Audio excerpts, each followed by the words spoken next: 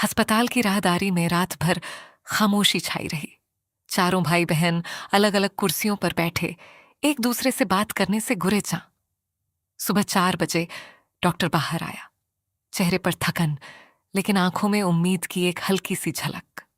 हालत मुस्तहकम हो रही है, खतरा टल गया है, लेकिन उन्हें मुकम्मल आराम और देखभाल की जरूरत होगी। मेहरीन की आंखों से राहत के आंसू बह निकले। बिलाल ने सुकून की सांस ली, लेकिन फरहान का चेहरा अभी भी सख्त था।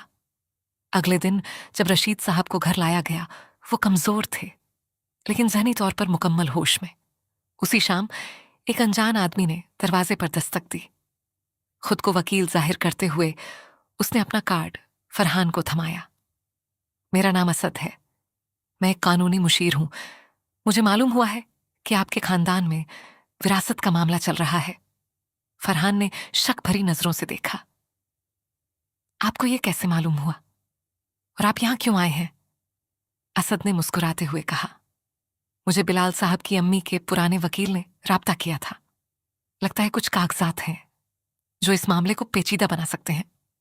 फरहान के कान खड़े हो गए। कैसे कागजात? एक तहरीरी मुआहिदा जो आपके अब्बा ने 20 साल पहले बिलाल साहब की नानी के साथ किया था। इसमें दुकान के कुछ हिस्से का जिक्र है। फरहान ने असद को अंदर बुलाया। दिल में एक अजीब सा तूफान बरपा था। क्या बिलाल वाकई बेलौस था या ये सब एक मंसूबा था? असद ने कागजात दिखाए। पुराने, जर्द पड़े हुए, लेकिन दस्तखत वाजह थे, रशीद साहब के दस्तखत। इस मुआहिदे के मुताबिक दुकान का 30% हिस्सा बिलाल साहब की नानी के नाम था, बदले में उस रकम के जो उन्होंने कारोबार शुरू करने के लिए दी थी। फरहान का सर घूमने लगा। तो क्या इसका मतलब यह है कि अब यह हिस्सा बिलाल का हक है? असद ने कंधे उचकाए। कानूनी तौर पर हां, अगर ये कागजात असली है। फरहान भागा बिलाल के कमरे की तरफ, गुस्से में भरा हुआ। तुमने ये सब पहले से जानते हुए यहां आए थे? क्या ये सब एक मंसूबा था? बिलाल हैरान खड़ा हो गया। किस बात का मंसूबा? मैं नहीं समझा। फरहान ने वो कागजात उसके सामने फेंक दिए। ये मेरी नानी, तुम्हारी नानी का मुआहिदा। तुम्हें पहले से पता था कि तुम्हारा दुकान में हिस्सा है? बिलाल ने कागजात उठाए, आंखें तेजी से पड़ती रहीं, चेहरे पर हकीकी हैरानी। फरहान, मैं कसम खाता हूं, मुझे इस मुआहिदे का कोई इल्म नहीं था। तो ये वकील कहां से आया? किसने उसे भेजा? फरहान की आवाज में शक अभी भी था। बिलाल ने सर हिलाया, उलझन में। मुझे नहीं मालूम। मेरी नानी का इंतकाल मेरी अम्मी से पहले हुआ था। मुझे उनके किसी वकील का इल्म नहीं। आदिल, जो खामोशी से सुन रहा था, अचानक बोला, शायद कोई और इस सूरत हाल का फायदा उठाना चाहता है। हो सकता है ये वकील खुद कुछ और चाहता हो। सब रशीद साहब के कमरे की तरफ गए, उन्हें पूरा मामला बताने। रशीद साहब ने कागजात देखे, उनका चेहरा फक हो गया। ये मुआहिदा असली है, मैंने ये लिखा था, लेकिन ये कागजात मेरे पास महफूज थे। ये बाहर कैसे आए? मेहरीन ने आहिस्ता से पूछा। अब्बा, क्या किसी और को इन कागजात का इल्म था? रशीद साहब ने सोचा, फिर आहिस्ता से बोले, मेरे पुराने मुंशी करीम के अलावा किसी को नहीं। लेकिन वो 5 साल पहले फौत हो गया।